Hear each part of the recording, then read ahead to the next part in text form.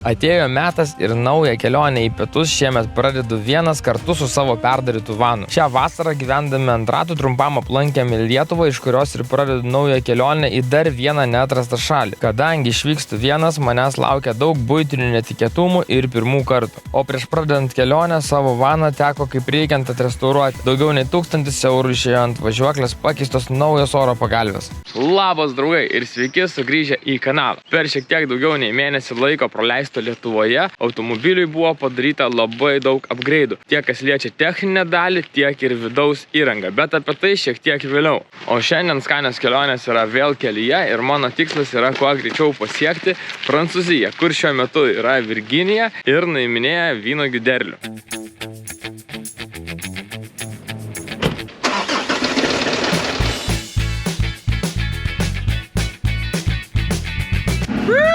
Gyvenimas ant ratų tęsiasi. O važiuojant per Lenkiją, šiandien prieš pasiekiant Vroclavą būtų tikra nuodėmė neapsipirkti.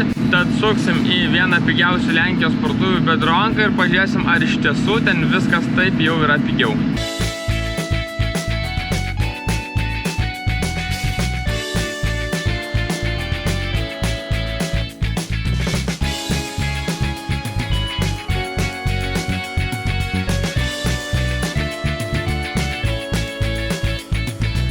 Ir sutemt spėjo, kol apsipirkau. O kad apsipirkti Lenkijoje yra pigiau, tai kainos kalba pačios už save. Štai sėdžiu dabar čia su krūva čekiukų. Už visą krepšelį, kurį apsipirkau, sumokėjau vos 50 eurų. Matėte, ten buvo tikrai nemažai dalykų. Taigi daugelio produktų, kuriuos vakar čia apsipirkau, pasirašiau čia į savo sąsiuvinį, kad būtų šiek tiek lengviau išsikonvertuoti iš zlotų. Kai kurių produktų pasiskaičiavau kilogramo kainas. Ir štai pradedam nuo paprasčiausių grikių, kurių tiesiog nėra daugelyje vakarų Europos valstybių. Čia grikių kilogramo kaina yra 2,15 €. Galima pirkti baltuosius grikius, neskrudintus.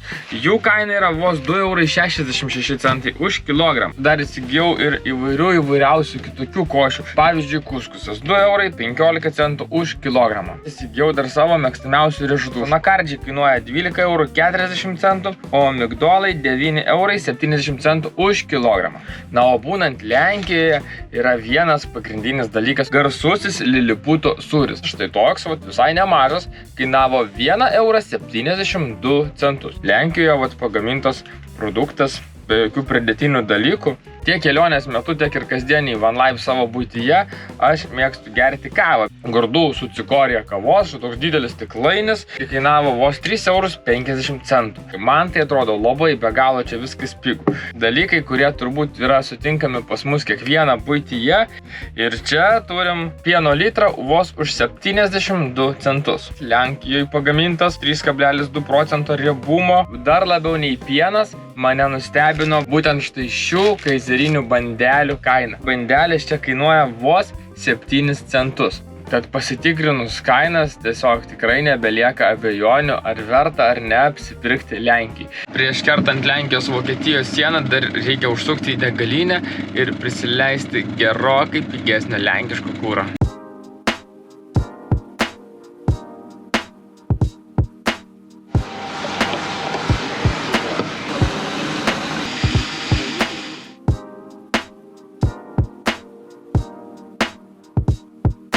Kuro užpilta, langas nuvalytas, beje, skaičiuoju dabar kuro kainą. Šiandien zloto kursas yra 4,63 ir mano litras kainavo po 1,30 €. Tad beveik už 82 litrus sumokėjau 107 eurus. O kokiom kainom jūs pilatės kurą?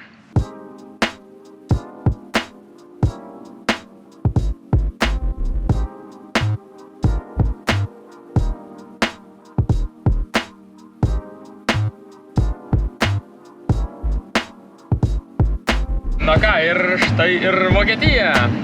Važiuosiu iki 6 valandos vakaro. Noriu pravažiuoti bent jau Dresdeną šiandieną ir kažkur jau ten link vidurio Vokietijos susirasiu savo kažkokią nakvynės vietą. Gal kažkur ramiai miškelį, gal kažkiam mieste, pažiūrėsiu pagal nuotaiką visiškai. Nežinau, gal kas nieko neplanavau. Esu prie Erfurto miesto, numiniau šiandien apie 500 kilų. Esu belekai pavargęs ir nieko nelaukęs, iš karto varau miegoti. Čiau, pasimatysim rytoj. Rytas Vokietijoje, štai miegojau tokioje aikštelėje, būsas prie medžio. Iš vakaro, kai atvažiavau, čia nebuvo nei vieno automobilio, išskyrus dar vieną vaną. Kad esam Vokietijoje, labai gerai parodo čia stovintis automobilių parkas. Visi širės, Volkswagenas, BMW'as. Einam toliau, dar vienas Volkswagenas, Toliau Mersas stovi, čia jau tokie matosi lyderiai, matyt kažkokio grupso. Su Mersais dviesi atvažiavo. Čia Volkswagenas Jeepas ir Mersas busikas. Čia va tik, sorry už šitą mašiną. Čia va du kažkokie, matyt, komandos nesusipratę, nežinojo ką nusipirkti. Škodas paėmė. Nu ką, čia toliau vėl Audinė, vėl Volkswagenas. Autobanuose, kiek pastebiu, irgi dominuoja ypatingai Volkswagenai. Na štai ir pirmieji lietaus lašai ant lango. Tikiuosi, tai nesutrukdys man keliauti ir šiandien aš važiuoju toliau per Vokietiją.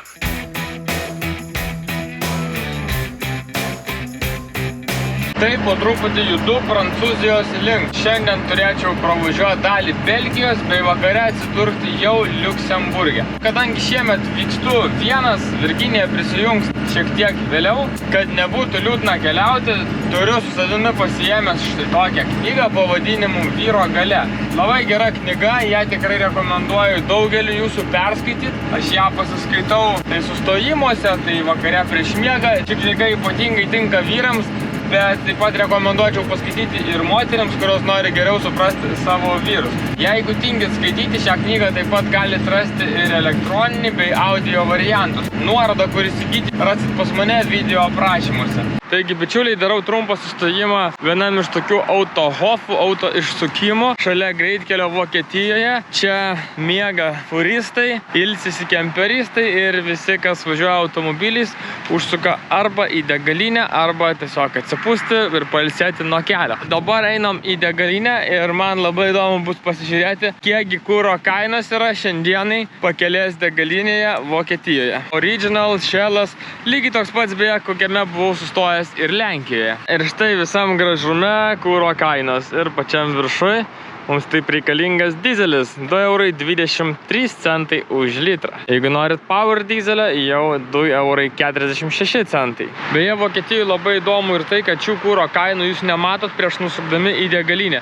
Jas pamatai tik tada, kai jau padarai išsukimą ir įvažiuoji į pačią degalinę. Einam dabar truputėlį dar į vidų pasižiūrėti, nes tokios išsukimuose dažniausiai turėtų tualetas, kažkokia kavinukė ir... Na, o čia esam prie Lavazza aparato kavos. Labai fainos. Torino, Italija. Kavos taip pat įspūdingomis kainomis. Tualete taip pat neapsilankysim, nes mokamai. Nepavyko man daugiau nufilmuoti, bet žodžiu taip, dušas 3 €, tualetas euras, didelis kavos puodelis net 5 €. Čia Vokietijos autobano išsukimuose. Na dabar aišku, kodėl nors aikštelės yra labai didelės. Visas laukas padarytas automobiliams parkuotis, tačiau jų čia beveik nėra. Kita vertus, nėra viskas taip ir blogai, kai keliauji su savo namais ant ratų. Čia nei kava 5 € nekainuoja, nei tualetas mokamas.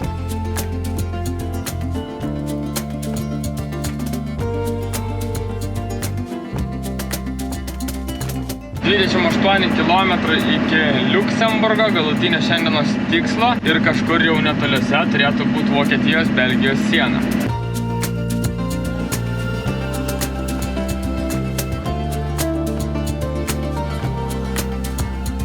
Nors ir Belgija jau, bet nelabai čia kas pasikeitė. O Belgijoje ilgai neužsibūsiu, apie 20 km ir tada į Liuksemburgą.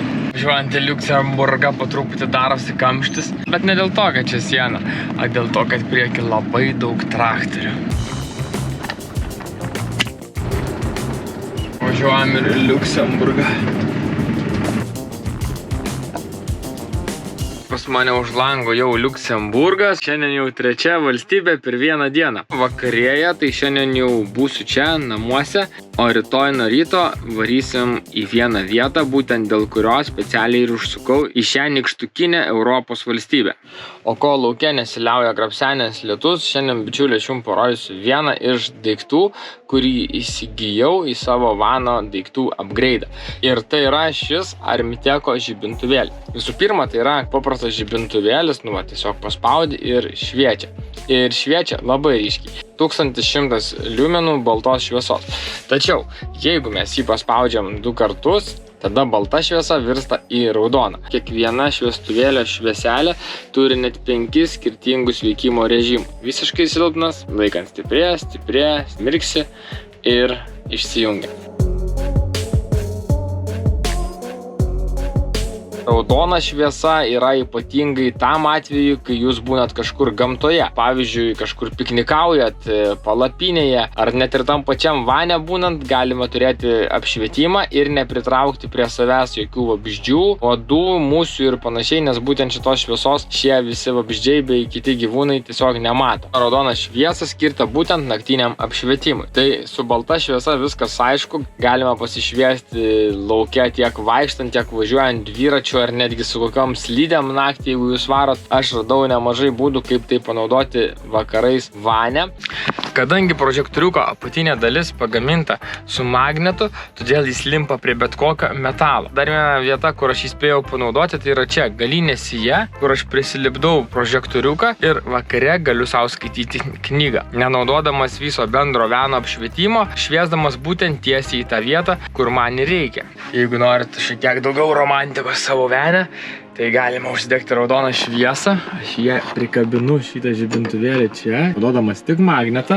Išjungiu didžiąją šviesą. Vanas pasidaro su tokia romantiška atmosfera. Dar galima išjungti ir šią švieselę, tada štai tiek lieka raudonos spalvos. Man toks apšvietimas šiaip labai jaukus. Taip pat šį apšvietimą naudoju dar ir prie savo veno durų. Pavyzdžiui, šį pastatau čia ir jis duoda prie viso to bendrą labai gražų raudoną apšvietimą. O dar išjungsiu savo stalinę lempelę ir tada štai turim tokį fainą kambario apšvietimą. Tai nėra visiškai tamsa ir yra toks labai šiltas ir jaukus apšvietimas. Net nežinau, kaip tai perteikti jums žodžiais, bet viduj būnant atrodo net oras sušyla. Pats prožektoriukas yra pagamintas iš specialaus durų aliuminio lydinio, turi va tokį nenusidėvinti dizainą, yra labai viskas padaryta patogiai, kad būtų galima jį valdyti laikant vienoje rankoje su vieno mygtuko paspaudimu. Taip pat jis nebijo kritimo iš 10 metrų aukščio, nes viduje turi specialią smūgiams atsparę technologiją, taip pat nebijo būti panardinamas ir 10 metrų po vandeniu. Ne tik, kad nebijo, bet gali tenais lygiai taip pat puikiai veikti. Na, po vandeniu, kaip jis veikia šiandien, aš jums neparodysiu, bet ar nebijo smūgių, einam ir įsitikinsim. Nepaslaptis, kad keliaujant kemperiu ar venu labai dažnai paliekam daiktus ne vietoj ir važiuojant jie nugriūna. Tad šio prožektoriuko atsparumo smūgiams yra labai stipri funkcija. Taigi įsivaizduokim, va čia aš padėjau prožektoriuką štai prie Tomo knygos. Na va taip pat jis buvo ant krašto, važiavo mano busas ir staiga tik bamt ir nukrito.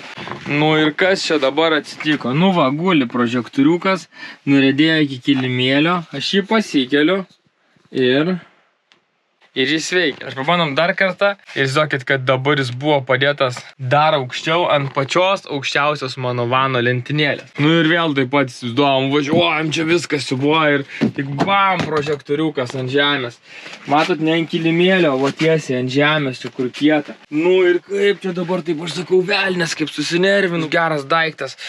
Ir prožektoriukas toliau veikia. Štai šis mažylis atkeliavo tokioje dėžutėje, kurioje yra ir likę jo priedai. Laikiklis skirtas ant galvos, labai fainas jo yra užkabinimas, nes įsideda visas žibintuvėlis ir užsitraukia tokia speciali tam reikalui guma. Labai paprasta ir nėra svarbiausių jokių ten lūžtančių montavimo detalių. Geras normalus dirželis ant galvos ir varai sau, va, kur tik nori. Kali švieselė ir viskas. O jeigu nori, kad tave visi pastebėtų, tai reikia pasidaryti tokią mirksėjimo funkciją. Lygiai taip pat galima pasidaryti ir raudonos spalvos mirksėjimo funkciją, bet tada jau šitą visą dalyką reikia dėtis į galą. Tai netgi man dabar iš nugaros matosi kaip mirksi. Taip pat šitam dar maišelėje yra keletas tokių gumyčių, kurios dedasi štai čia vat į vidų, kad nepatektų vanduo į ten, kur yra baterija. Tai jeigu jūsų turimas gumytės susidėvėjo, tai galima tiesiog jas pasikeisti.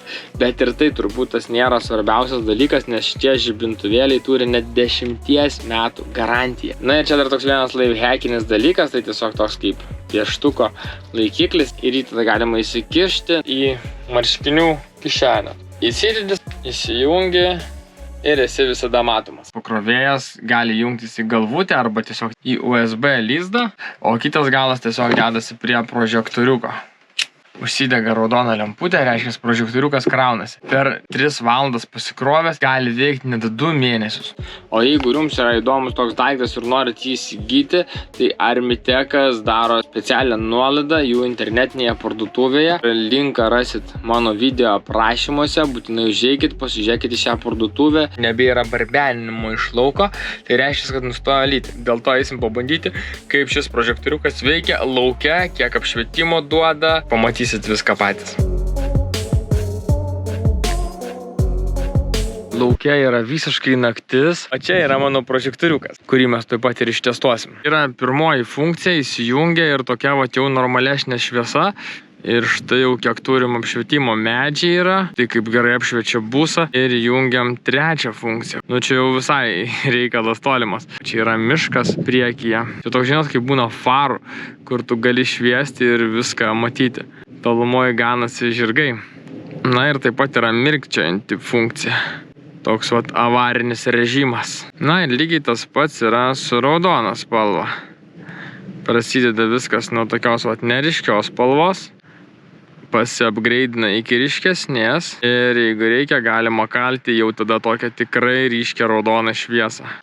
Na ir dar šis prožektoriukas turi tokią labai lengvą švieselę, kuri tinka, pavyzdžiui, vat, apšviesti save, kad per daug savęs neakinčiau, bet kartu vat, galėtumėt mane matyti. Nes jeigu išjungčiau švieselę, tai liktų tik tiek mano apšvietimo.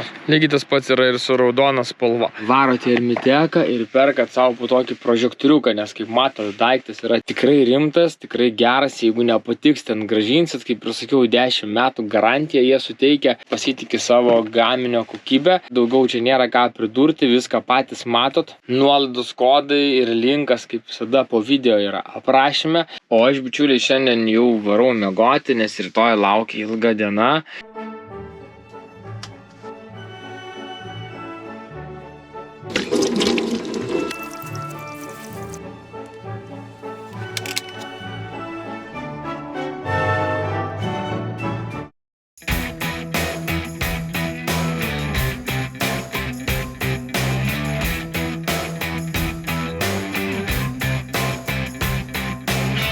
Bičiuliai, tai toks vėsus, burgundiškas rytas čia Liuksemburge, o aš šiandien pėdinu iki šalia mane nakvynės vietos esančią Kneifo kalvos, kuri yra pats aukščiausias taškas visame Liuksemburge. Paskutiniai metai prieš pasiekant viršūnę štai tokių žvirkeliukų ir ką, toj būsim on top of Liuksemburg.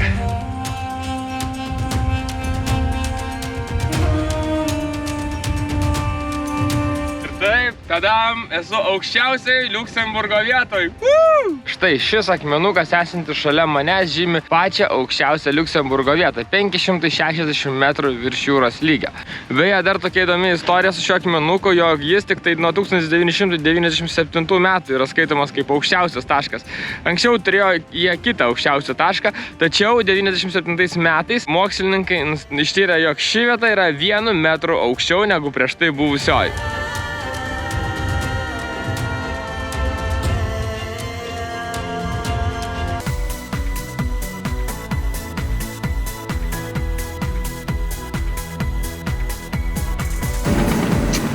Kadangi dariau sustojimą Liuksemburge, tai šiandien tenka dar 100 km važiuoti per Belgiją. Na, žinoma, važiuoju ne autostradomis, dėl to judu tikrai lėčiau, bet vaizdai tikrai labai gražus ir tie nuostabus belgiški kaimeliai atrodo kaip iš kažkur matytų filmų. Labai primena ralio žaidimus, kur važiuoji tokiais kaimeliais, mažais miesteliais, viskas labai jauku, labai gražu, tai va čia būtent tokia yra ta Belgija.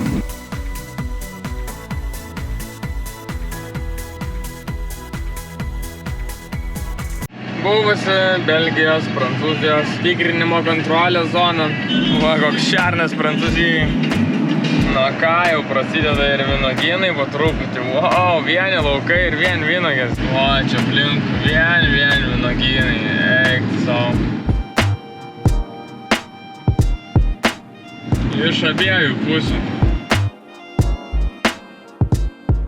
Atvariau į Epernay, čia kažkur dabar laukiu prie karuselio, atvarysiu Virginiją. Varysim, kur gyvena visi lietuviai, atvykę čia į Prancūziją, užsidirbti pinigų per porą savaičių skindami vynuogių derlių. Buvau čia išvaręs užsidaryti ir Virginija atsirado prie buso.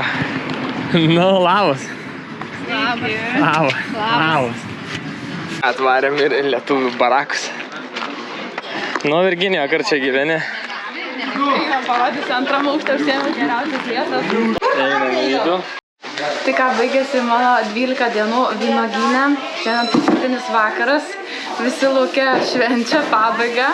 Turim lovą, turim kambarį.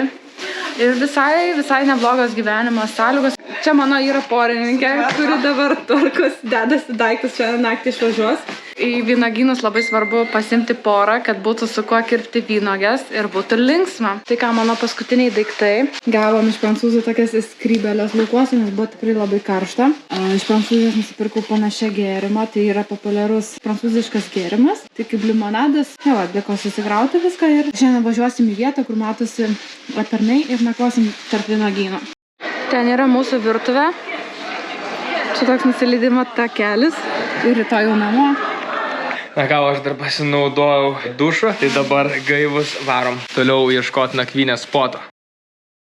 Labas rytas, draugai. Vakar su Virginija vakare sėdom į busą ir atvarėm virš Epernai miestelio, kur akis mato visur vien tik vynogės. Šiemet aš iš Lietuvos išvykau anksčiau negu Audrius. Sprendžiu išvykti padirbėti į Prancūzijos vynogynus. Dabar esame Epernai miestelį, Šampano regione. Vienintelė vieta pasaulyje, kur yra gaminamas tikras šampanas, aplinkui vien tik vynogių laukai. 2 savaitės aš skyniau vynogės, keldavomės tikrai labai anksti, prieš 7 jau būdavom laukuose. Dar nėra nei 7 ryto, o mes jau esam pakeliui į vynogynus, nes diena būna labai karšta, todėl darbas prasideda labai anksti, kad suspėti nuimti derlių iki 3 valandos. Darbas yra porose, gauni savo eilę ir skini vynogės. Nėra labai sunkus darbas, bet ir nėra tikrai lengvas. Reikia turėti gerą sveiką nugarą, nes visada eini pasilenkęs, vynogių krūmeliai nėra labai aukšti. Bet smagu susipažinti su vynogėmis, sužinoti apie šampaną, pasivaikščioti gatvėse, kur yra gaminamas šampanas, susipažinti su Prancūzijos gamta, Prancūzijos vynogynais, pasitikti laukuose tekančią saulę. Nefilmuojant šunis atvarė. Slyvų nori. Opa. Nu, draugai, labas. Va, kaip moka. Draugai, džiaugiamės, kad stebite mūsų kelionę ir gyvenimą ant rato, tad būtinai prenumeruokit šį kanalą, duokit šiam video like. Kelionė dar tik prasideda, likit įsijungę ir pasimatom kitoj serijai. Čiau. Čiau.